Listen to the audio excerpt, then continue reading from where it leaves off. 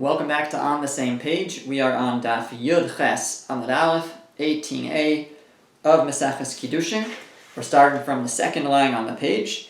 The Gemara was discussing the halachos, the laws relating to Yerusha, to inheritance by either non-Jews or by converts, and with their relationships with non-Jews, or with each other actually. The Gemara had sourced the idea that a non-Jew, a Gentile, inherits from his Gentile father from a pasuk that related to Eved Ivri, to our discussion, our sugya, our topic, and that was that the Gemara said, it was Rava said that the pasuk says by redeeming an Eved Ivri, it says v'chishav im koneu, that if you want to redeem an Eved Ivri, a Jewish slave who was sold to a non-Jew, so it says, and you should calculate with his buyer, with his purchaser, and we infer with his purchaser, but not with the inheritors of his purchaser. So, because the Eved Ivri does not get inherited to the children, that when a Eved Ivri, a Jew sells himself to a non-Jew, and then that non-Jew dies, then he does not get passed on to the children of the non-Jew. And the implication, though, is that over here he doesn't get passed on. In other words, the Eved Ivri doesn't get passed on. But it sounds like there is a concept of inheritance by a Gentile. That's the source, according to Rava. Now the Gemara says, Rav Chia bar Avin Amar Rabbi Yochanan. Rav Chia bar Avin said in the name of Rabbi Yochanan, Ovid kochalim yarish es aviv devar Torah. That which we know that a non-Jew can inherit his father from the Torah. The Torah, the halacha is that he inherits. Tichsiv ki Yerusha ve'esav nasat yeshar seir. The pasuk says that I have given Mount Seir as a Yerusha, as an inheritance to Esav. So we see Esav being a non-Jew, being a Gentile, we see that there is inheritance. The Gemara says it's not so simple that to call Esav a Gentile. V'dilma Yisrael Mumar Shani. Maybe he's not considered a Gentile. He's a Yisrael Mumar. He's a Jew who strayed and left Judaism, but he's still considered a Yisrael. Now this takes us actually into the discussion of the status of our forefathers. Before the Torah was given, was there a concept of a Jew or of a Yisrael? And this Gemara implies that there was, and that Avraham Avinu had the status of a Yisrael. His grandson Esav had the status of a Yisrael, except that he left the path. But perhaps that's why there's inheritance in the context of Esav. Because really he is a Yisrael. But what's the source that a total Gentile has inheritance? Ela mehacha, so rather it's from here, ki livnei lot nasati eshar Yerusha. Because ki livnei lot nasati es, how do you pronounce that? Ar Yerusha.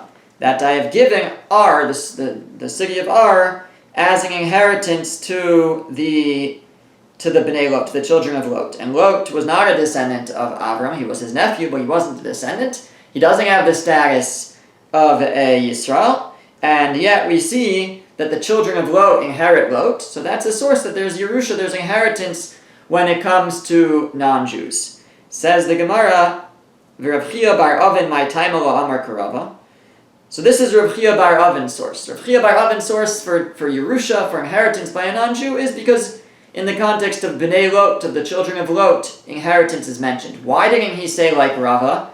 Rava learned it from, as we mentioned, v'chishavim koneo, that when a non-Jew buys a Jewish slave, and the non-Jew dies, we learn out, v'chishavim koneo, you calculate or before he dies, that in general, by a non-Jew who acquires a Jewish slave, where there's a mitzvah in the family to try to redeem him, they should v'chishavim koneo, they should try to calculate with the purchaser what the prorated amount, how much it would be to redeem, And as we mentioned, we learn out im koneo with the purchaser below im yarshe koneo, but not with the inheritors. And that teaches us that in general there is inheritance. That was Rava's source. So why did Rav Chia bar Avin not want to learn from there? So the Gemara says, because miksiv, does it say b'chishav im koneo below im yarshe koneo? Does it say that you should? It says b'chishav im koneo. It says you should calculate with the purchaser. And they're Rava making inference and not with the inheritors. But does it say that? It doesn't say that. Perhaps there's a different inference that's to be made. And so, especially if there's no concept of inheritance in the first place, then why would you make that inference? So maybe there's something else to be inferred. So Rav Chia bar Avin says it's not explicit, and therefore he doesn't want to learn from there. Rava, who does learn from there that's the source that a Gentile inherits. My time Rav Chia bar Avin.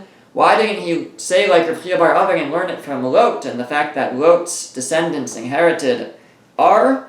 So it says perhaps because Mishum Kvodo de Avram Shani. Maybe out of the honor of Avram, it's different. Maybe that which the Bnei Lot inherited is not due to a general rule that Gentiles can inherit from their descendants. Maybe this was specific to honor Abraham that they were able to inherit Lot. But perhaps Rava will say from there, I wouldn't know that there's inheritance in general. That's why he didn't want to learn from that pasuk. At the end of the day, both agree that there is inheritance, that a Gentile inherits his father when he dies. Okay, Tanu Rabbanan. The rabbis taught. Going back to the discussion of Eved Ivri, of a Jewish slave. Tanu Rabbanan, the rabbis taught, Yesh be'ivri she'eng be'ivriya, v'yesh be'ivriya she'eng be'ivri.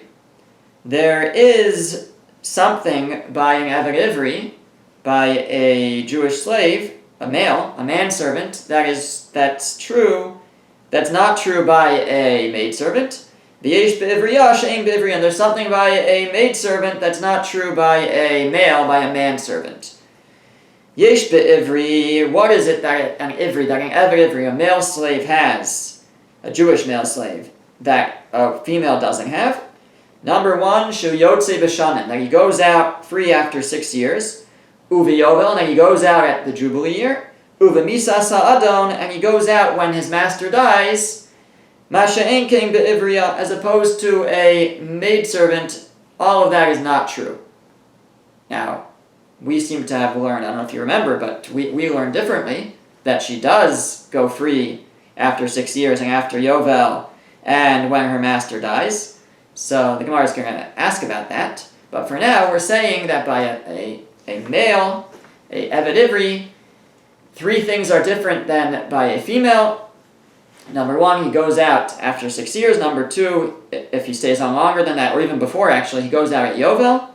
And number 3, if the master dies, he goes free, at least after, if he stayed on past 6 years. And these are not true by an Ivriya, but yesh be'Ivriya, and there are things by an Ivriya, by a maidservant, by a female, that aren't true by a male. Shari Ivriya yotza b'simanin. Number one, she goes out with simanin, with signs of puberty. Once she reaches puberty, she goes free. Number 2, ve'ina nimkares v'nishnis. And secondly, she can't be sold a second time.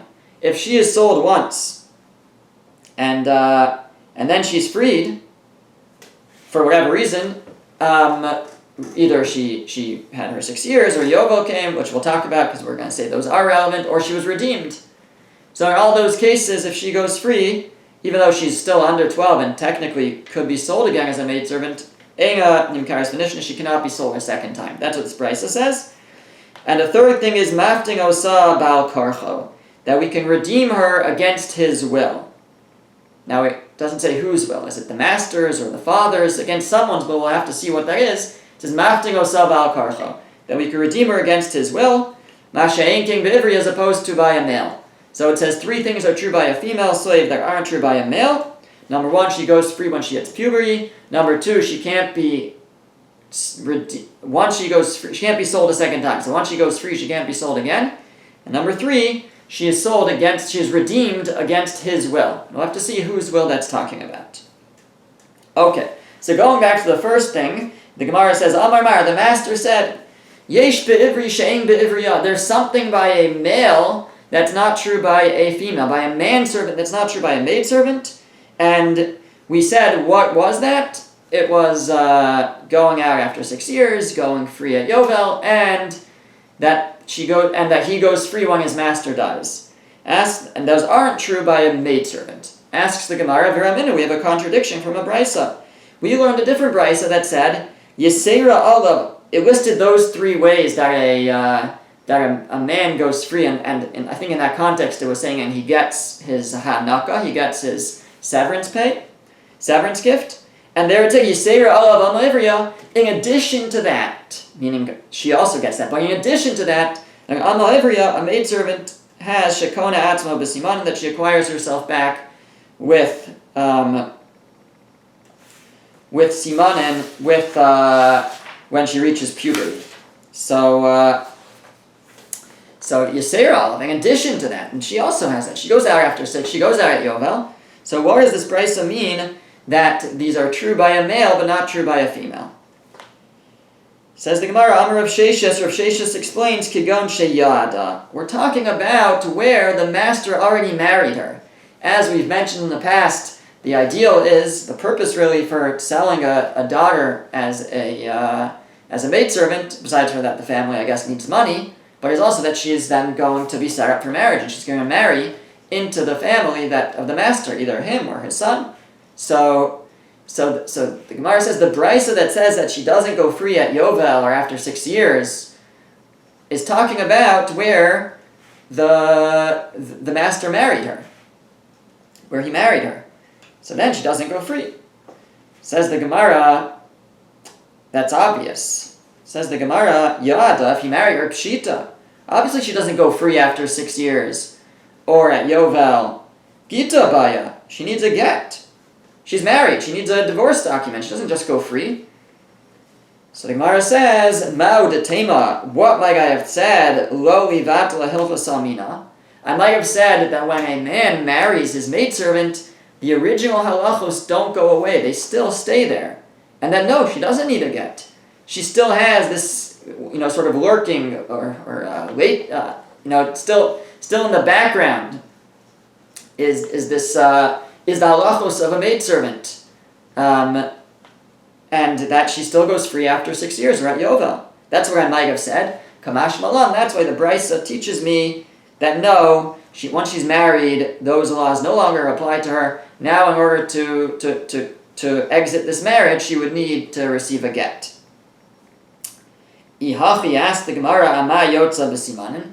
So why does it say that she goes out if she reaches puberty? If you read the Brisa, it seems to be saying, these things don't apply to her once she's married. Once the master married her, she doesn't go out after 6 years, and she doesn't go out at Yovel. But then it says, it says that she has, what he doesn't have is that she goes out when she reaches puberty. Even if he married her, is that true?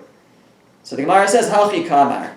This is what the Brisa is saying, Imulo Yada. It's saying, and if he didn't marry her, Yotza af b'simanin, then she goes out with simanin, with reaching puberty. So the first half of that brisa would be saying that there are things that are relevant to a manservant that are not relevant to a female, a maidservant, when the master marries her.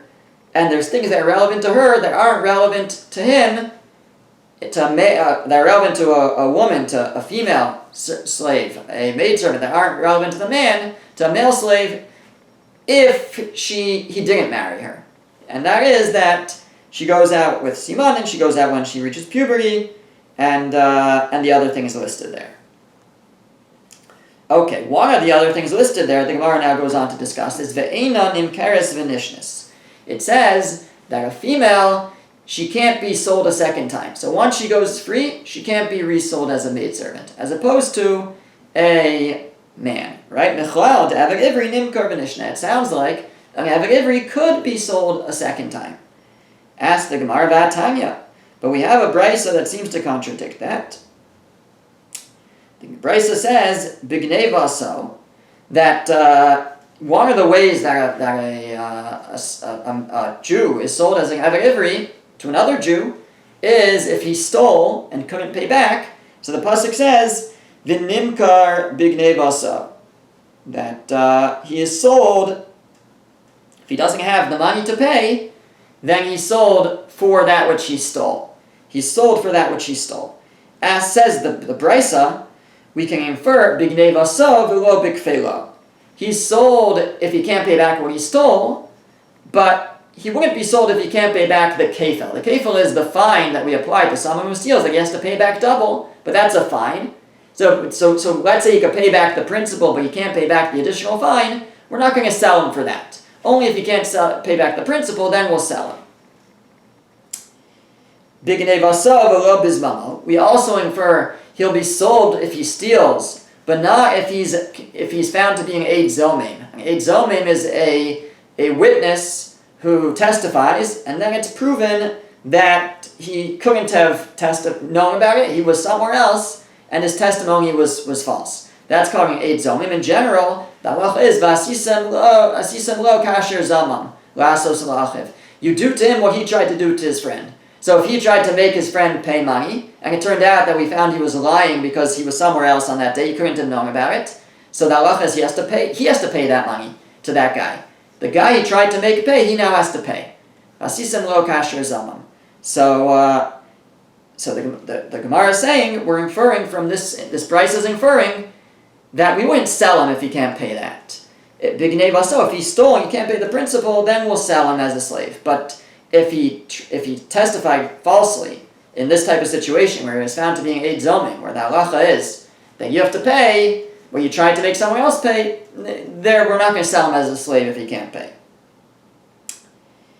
And the third thing that we infer, which is what we need, is bignei vaso, he's sold for what he stole, but kivan shenimkar pamachas shuv iyata rashai lemochro.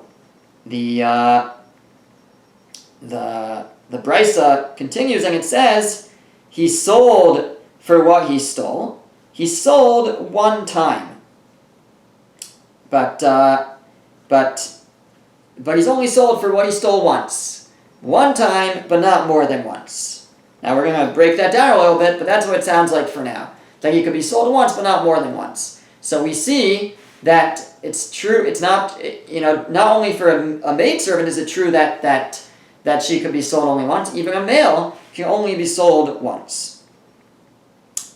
Says the Gemara, Amar Rava lo kashya. Rava says, it's not a contradiction. Kan bigneva achas, kan b'shtei gnevos.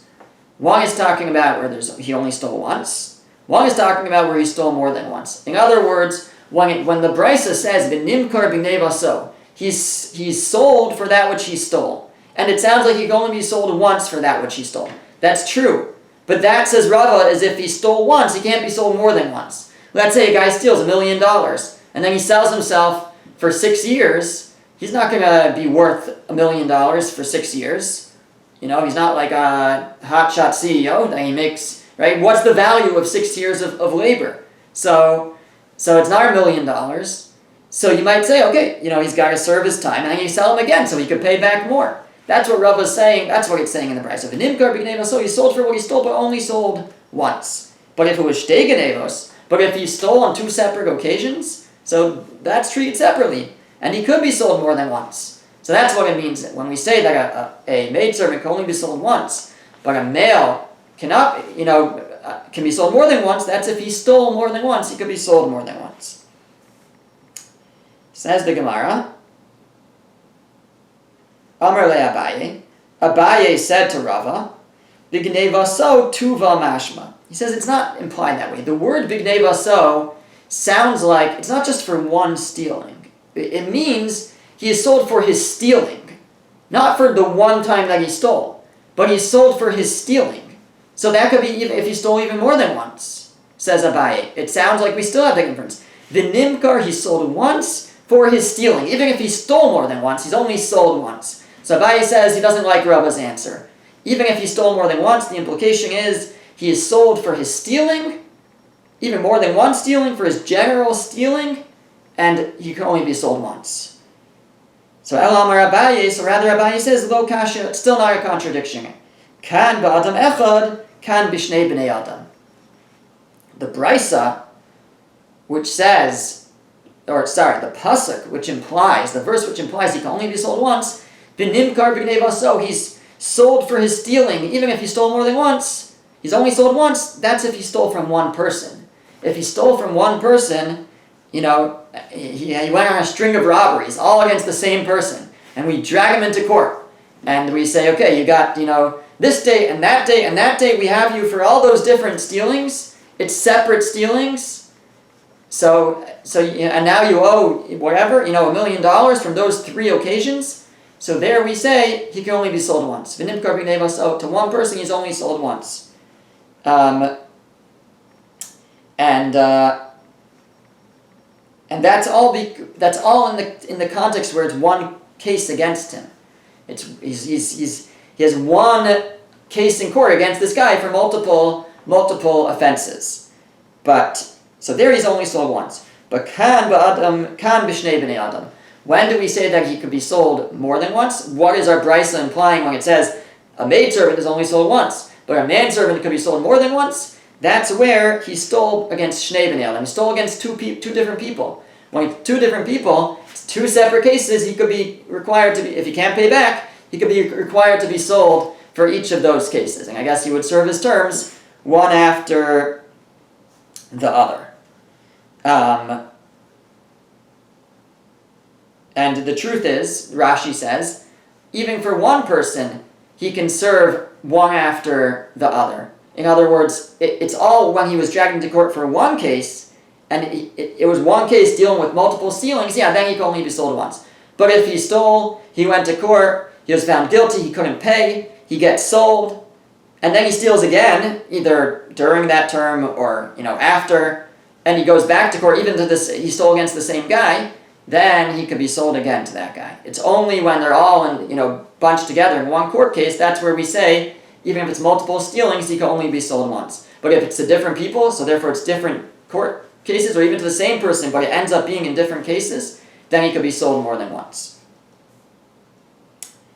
Says the Gemara, Tana Rabban, the rabbis taught, Genevo Aleph, if he stole 1,000 worth, $1,000, V'shaveh chamesh meos, but let's say his 6 years of work is only worth 500.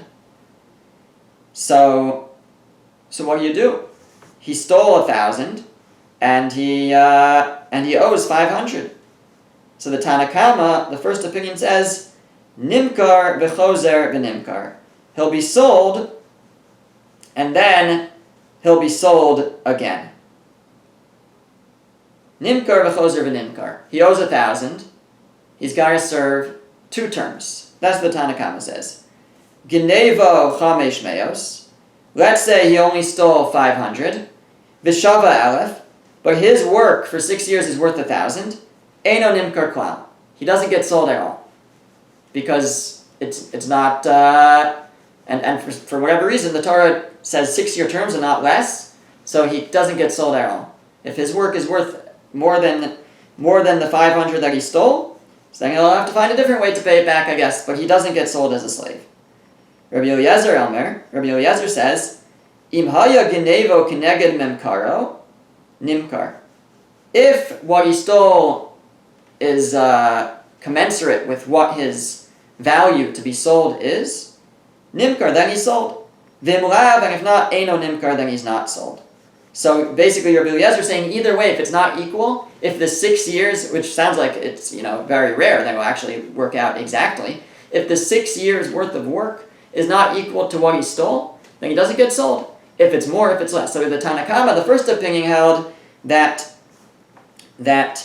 if he's if the first opinion held if his stealing is more than what he's worth, so he still gets sold. He just has to work more. He has to serve out 2 terms.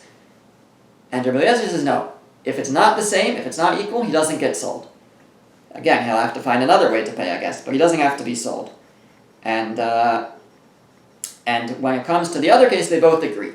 If his work is worth more than what he stole, then they both agree he doesn't get sold, and he'll pay back what he stole another way. Says the Gemara, Amar Rava. Rava says, Beha zakinu Rabbi Eliezer l'Rabbanan.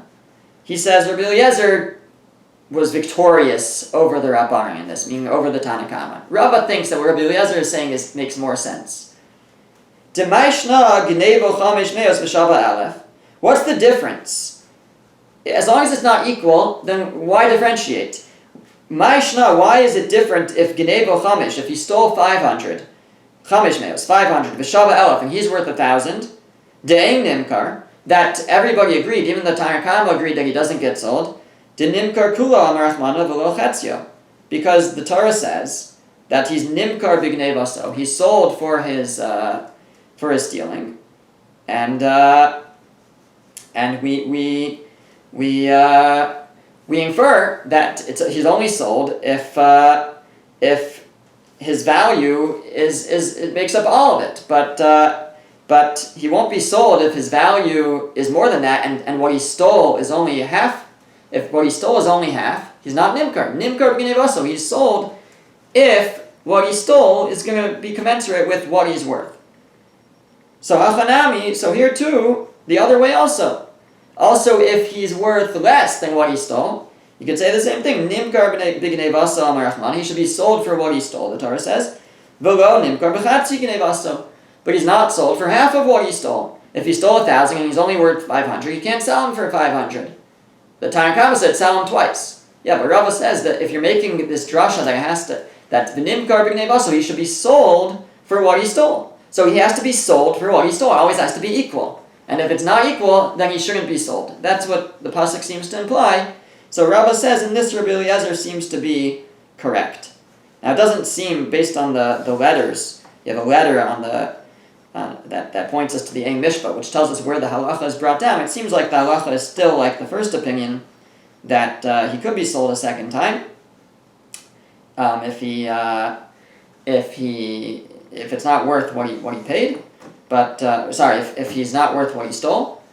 But I guess we have to look that up to be sure. Okay. Now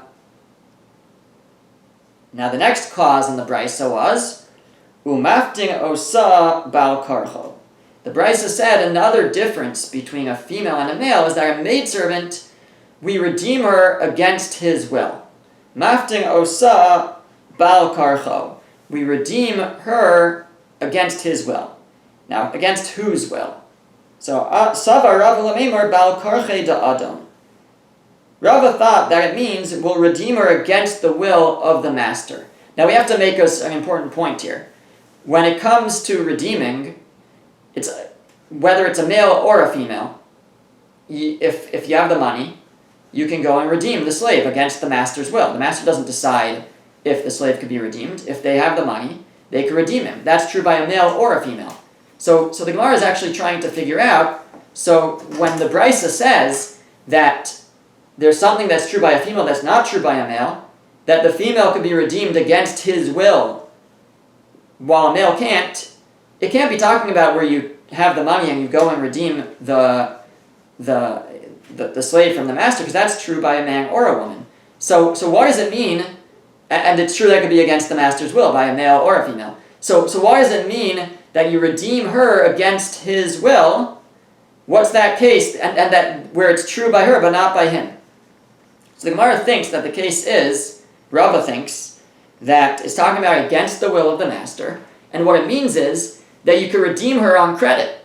You could bring him an IOU and say that we'll pay you eventually. And you could do that against his will. That's what it means, against the will of the master, without even paying now. You give him an IOU and a shtar, a document that you're going to pay, and that's good enough. Amr le Abaye said back, mind you, what's the case? Dikasavna le shtara adame, that you write a shtar, you write a document for the value and saying IOU this amount of money to redeem her? Amai, why would that be that should work? Nakit marganisa biyade, if he's holding a jewel, yahivna lechaspa, we can give him a shard of pottery in exchange. In other words, Abai seems to be saying, he's holding a jewel here. He has a maidservant, and we're going to give him a piece of paper. Obviously, the piece of paper has an implication to it. But at the end of the day, you're not giving him anything now. It's an IOU. He says, you think it would make sense that you should be able to do that against his will, that he has to accept this shard of pottery, this piece of paper, to let his jewel go, to let his maidservant go? The Abaye says that doesn't make sense. That's not what it's saying. So Elamar Abaye, so rather Abaye says, what does it mean that you could redeem her against his will? Bal Karfe Da'av. We mean you could redeem the maidservant against the will of the father. And that we can, if the father has the money to redeem her, he sold her because he didn't have money. But if he now has the money to redeem her, or I guess if he sold her even though he had the money, either way, if right now he has the money, so we can force him to redeem her. That's what it's saying. Against his will, we can force the father to redeem his daughter. Why? Because it's damaging to the family name. Not just to the father, but to the extended family. And therefore, the family or the basting has the right to force the father, if he has the money, to redeem his daughter so that she doesn't remain a maidservant. So if that's the case, so if that's the case, we should do the same thing for a male. Why do we say that that's only true by a female? If a man sells himself, that's a pagam mishpacha. That's damaging to the family. So we should be able to force the father, I guess that's who we're forcing, to redeem his son, in order that not cause a pagam, a damage, a bad name for the family. We should force whichever, I guess it says actually, whichever family members have money to redeem this slave, so it's not damaging to the family name. So the Gemara says, no, you know why? Because hadar azil umaz binafshe. Because he's just going to go and sell himself again. Meaning the slave, when a slave sells himself, he gets the money. So if he knows that his family will redeem him, so he'll just do it again, and he'll make some money this way, and then it will be pagam mishpacha. He'll sell himself. It's pagam mishpacha. It's damaging to the family name, so they have to redeem him, and we can force them to redeem him, and then he'll go and do it again. So that's why we don't redeem the eved ivri, the male slave. And that's why we don't force the family to, even though, despite the pagam mishpacha, the damage to the family name. So the Gemara says, "Hachanami hadar azal ma'azbimla." So say the same thing about the woman. If we force the father to redeem her, so then she's just going to go and sell herself again. I guess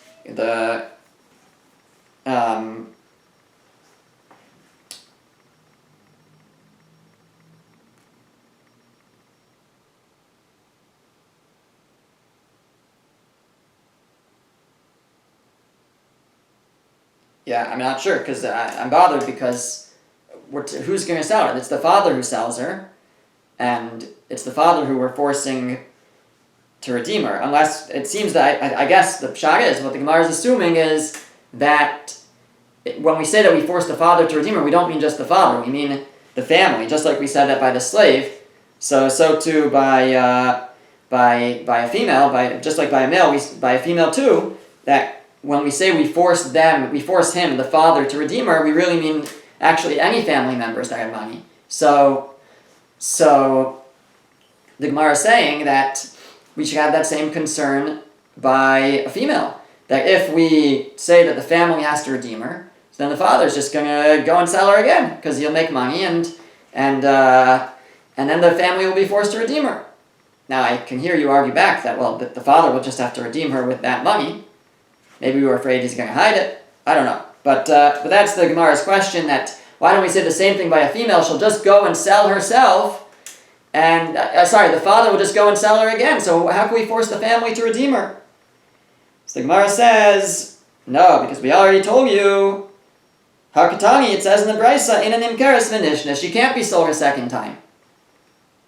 She can't be sold a second time. So therefore there's no concern that she'll be resold. Maybe you should be concerned the first time, but we're not so concerned about it happening once. We're concerned about it happening over and over again. And that can't happen because she can't be sold a second time. Umani, and says the Gemara, who is the author of this brisa? Reb Shimon he. Reb Shimon is the author of this brisa. D'Tanya, because we have another brisa. The brisa says, the first opinion, not Reb Shimon, says, Mocher Adam espito leishus v'shoneh. A person can sell his daughter for marriage and then do so again. By sell here, it means he could accept Kiddushin on her behalf, not as a maidservant. He could accept Kiddushin. A father could accept Kiddushin on behalf of his daughter. And even if her husband dies or she gets divorced, then, and this is talking about before she reaches adulthood, the father has this right, then he could do it again. He can sell her again. He can accept Kiddushin on her behalf again. V'shifchus v'shoneh, and he could do the same thing as a maidservant. He could sell her as a maidservant, and if she gets redeemed or the master dies, he sets her free, so then he can sell her again. That's the first opinion. Now within that first opinion we also say leishus achar shifchus. The first opinion says that when she was a maidservant and then she was free, he can now sell her for marriage. He could accept Kiddushin for a regular marriage. But he can't sell her as a maidservant after she's been married. Once she's been married once, if he accepted Kiddushin, and then her husband died, let's say, and so now the father is not able to sell her as a maidservant. And the Gemara will explain later where that comes from. But what we need actually is the next line. Reb Shimon Omer, Reb Shimon says no. He says, Kishem she'ein adam ocher espito l'shifchus achar ishus. Just like a man cannot sell his daughter as a maidservant after she's been married regular, after ishus, after marriage, kach ein adam ocher espito l'shifchus achar shifchus. So too, a man cannot sell his daughter as a maidservant after she's been a maidservant. Which is this idea of our brisa that once she's been sold once, she can't be sold a second time. That's the opinion of Reb Shimon. The Tanna Kama held that she could be sold a second time, but Reb Shimon holds that she can't be sold a second time, and that he is the author of the brisa that we've been discussing that says that she cannot be sold a second time. And next week the Gemara will continue to examine this machlokas, this dispute between Reb Shimon and the Tanna Kama about when the father can marry her off a second time, when he could sell her a second time. That will be next week's Amud.